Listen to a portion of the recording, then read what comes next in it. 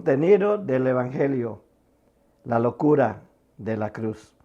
Este es el estudio número 2 que nosotros vamos a tener el día de hoy y se encuentra lo que son en los pasajes bíblicos en 1 de Corintios capítulo 1, versículos 18 al 25. Vamos a enfatizar el versículo 18, porque la palabra de la cruz es locura para los que se pierden, pero para los salvos es poder de Dios. Es poder de Dios. El ser humano ha utilizado la cruz muchas veces hasta como un amuleto. Si yo la llevo conmigo, voy a estar protegido de ciertos males. Ha utilizado la cruz para espantar a los espíritus, así entre comillas, espíritus malignos. Y utiliza la cruz para muchas otras cosas, pero ninguna de esas es la razón por la cual la cruz existe. ¿Cuál es el misterio que existe detrás de lo de la cruz? Quiero aclarar una cosa antes de continuar. ¿Qué es un misterio en el Nuevo Testamento? En el Nuevo Testamento, misterio es aquello que era desconocido y que ahora es revelado. Por eso el apóstol Pablo, cuando habla de misterio, dice, les doy a conocer un nuevo misterio, porque es aquello que había estado vedado, había sido desconocido, pero que ahora ha sido revelado. Entonces usted cada vez que encuentre la palabra misterio en el Nuevo Testamento, es que es algo que Dios está revelándole. Entonces, ¿cuál es el misterio que existe en la pasión de nuestro Señor Jesucristo?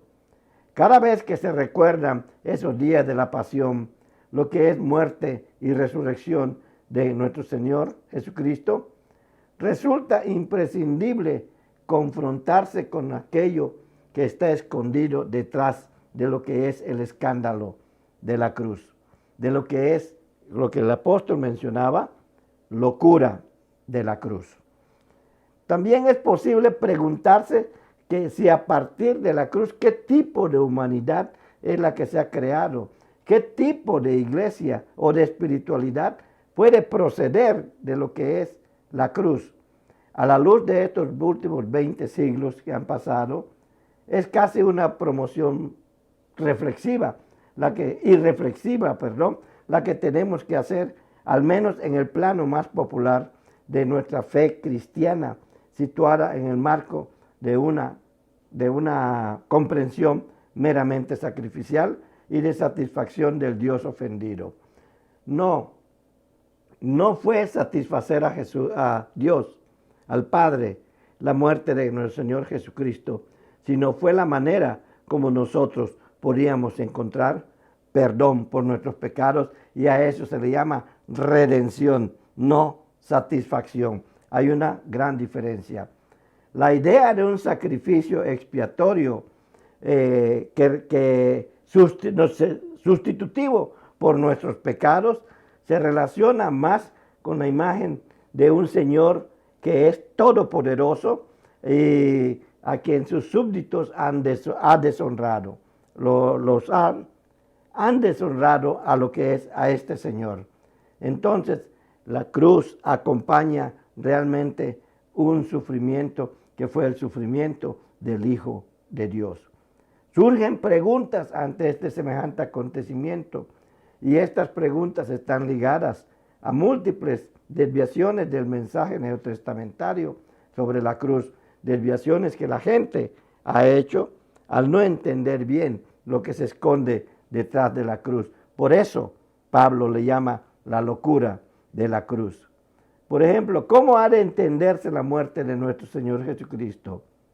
¿Fue el castigo de un criminal que no se atuvo a las leyes religiosas y civiles de su tiempo o de las que estaban en vigor? ¿Fue el final de un agitador político por el cual también sería considerado en un momento determinado por el mismo aquel que lo estaba juzgando? Tal vez era la muerte que fue libremente aceptada de una persona suicida, de un desesperado que se entregó a sí mismo en manos de sus adversarios. Son preguntas que mucha gente se ha hecho a través de la historia ¿O es la muerte de Jesús el asesinato de un incómodo maestro de la verdad? Aquellos fariseos, aquellos maestros que se consideraban que tenían la verdad absoluta, ellos sentían que estaba en peligro lo que ellos enseñaban y buscaban cómo encontrarlo en algo falso para condenarlo. ¿O es que tiene razón Pablo cuando habla de ofrecerse por amor, llegando hasta la entrega de la propia vida? Pablo fue el primero en empezar a hablar de estas cosas. Después fueron los apóstoles los que escribieron. Y así es como nosotros tenemos lo que son los evangelios, lo que son las cartas, y así también tenemos el Apocalipsis. Gracias a que estas personas no tuvieron miedo para enfrentar todo lo que podía enfrentar la cruz. Las primeras comunidades cristianas se enfrentaron a lo que es la cruz como instrumento de castigo. Cuando Jesús es crucificado, la cruz se utilizaba para castigar a los malhechores. Eso es sabido por todos. Gracias a la crucifixión de Jesucristo, nosotros sabemos para qué se utilizaba la cruz antes de que Jesucristo fuera crucificado y para qué se utilizó la cruz aún después de que Jesucristo fue crucificado. Las comunidades del primer siglo no evadieron el debate y la reflexión, pues dejaron constancia y testimonio de ello en los escritos del Nuevo Testamento. No tuvieron ningún empacho en decir, aquel que era la persona que nos guiaba hacia la verdad fue colgado en una cruz, o como diríamos en un español muy bien claro, fue crucificado. Los apóstoles, los discípulos, desarrollaron una interpretación de los alcances de la muerte martirial de su maestro, en el que la cruz representó al principio el derrumbe de las esperanzas. ¿Qué fue lo que pasó cuando Jesucristo fue crucificado? Los discípulos se escondieron. Ellos se escondieron, tuvieron miedo. Cuando Él fue crucificado, se escondieron. Había un desánimo, pero ese desánimo solamente desaparece cuando escuchan la voz de que ha resucitado, de que ha resucitado. Entonces Pablo establece su evangelio desde la cruz de nuestro Señor Jesucristo y lo establecería como la forma canónica, la forma verdadera, casi única, de que esa interpretación de la cruz es parte de la historia de la salvación, o prácticamente da pie a que se hable de la historia de la salvación. Pues dado que la vida de Jesús terminó en el Gólgota no estaba dentro de la ciudad, según vemos allí en Hebreos capítulo 13, versículo 12, dice que estaba fuera de la ciudad y también ocurrió entre criminales, como nosotros sabemos que fue crucificado Jesús en medio de dos criminales. La pregunta sobre si en su enseñanza y en su vida se había manifestado el reino de Dios era candente. Es decir, si se había manifestado el reino de Dios en la enseñanza de nuestro Señor Jesucristo, era una pregunta que la gente se estaba haciendo, porque lo habían crucificado entre los criminales. Entonces es la resurrección la que le da vida nuevamente a este sacrificio. Dios mismo tuvo que responder con la resurrección para completar lo que es el cuadro salvífico. Dios revela con la resurrección de Jesucristo que no se termina toda con la muerte. Y aquí empieza todo lo que es la teología de la salvación. Nada de aquellos que tienen a Jesucristo como su Señor, que lo han seguido, así como lo siguieron aquellas personas en el primer siglo, terminan su vida con la muerte física del ser humano. La resurrección de Jesucristo nos muestra que hay vida después de esta vida. Y eso es lo que tratan de decir nuestros apóstoles, nuestros dirigentes, que del primer siglo, cuando hablaron y proclamaron, Cristo murió por nuestros pecados conforme a las Escrituras.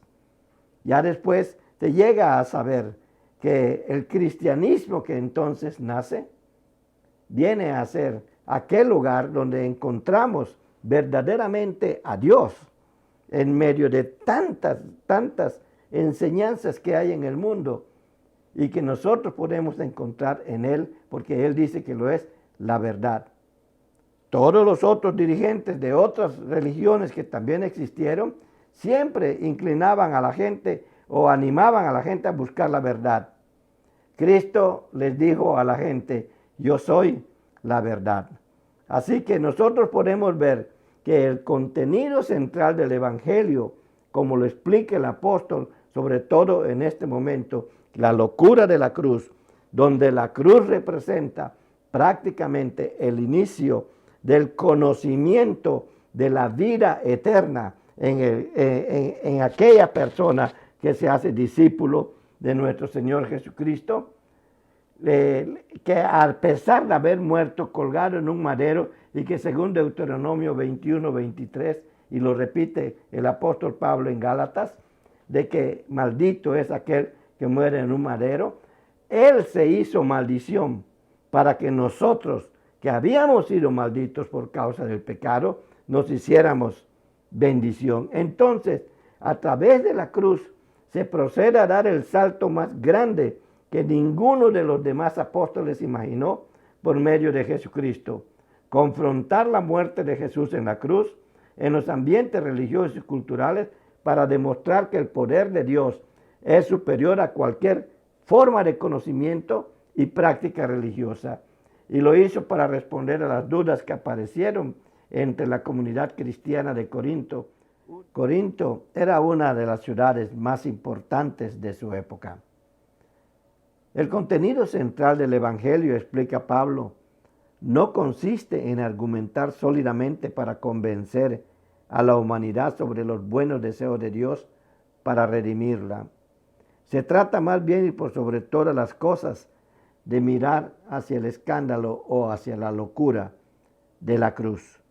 Allí es donde se encuentra lo que es la revelación de Dios, del amor de Dios hacia cada uno de nosotros, porque sin la cruz nunca podríamos entender qué significaría ese de tal manera nos amó Dios. No se podría entender.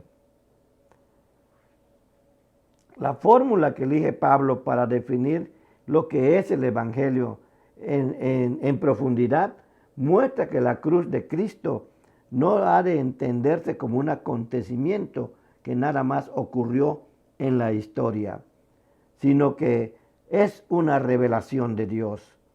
Debe de entenderse como revelación de Dios. Además, se nos proclama en la cruz a Cristo como su palabra, como su mensaje, como el liberador, como lleno de exigencias a la humanidad también.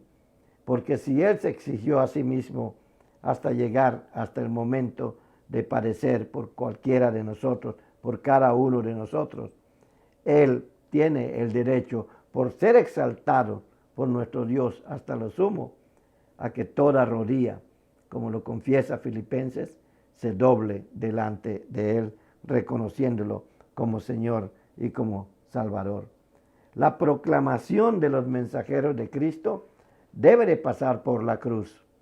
El evangelio que se debe de hablar no es el evangelio de la persona que lo habla, sino es el evangelio de Jesucristo. Y el evangelio de Jesucristo caminó por el Vía Crucis hasta el Gólgota. Y el evangelio de Jesucristo pasa por la cruz. Sin la cruz, el evangelio está completo. Así como sin Jesucristo no hay vida eterna. Es a través de la cruz. Es a través de la locura de la cruz, con sus demandas que tiene, con la forma como se expresa en cada uno de nosotros, para que entendamos bien el sacrificio de Jesucristo y alcancemos la salvación. En lo insensato e irracional de la cruz, donde muere un inocente, Dios levanta a ese inocente para hacerlo redentor de cada uno de nosotros.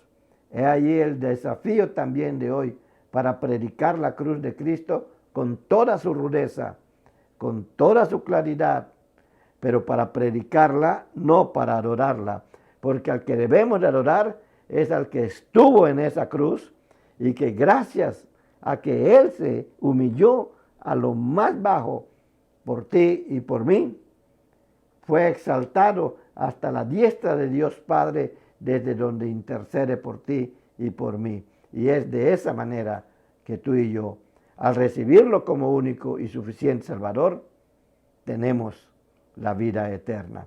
Esa es la locura de la cruz.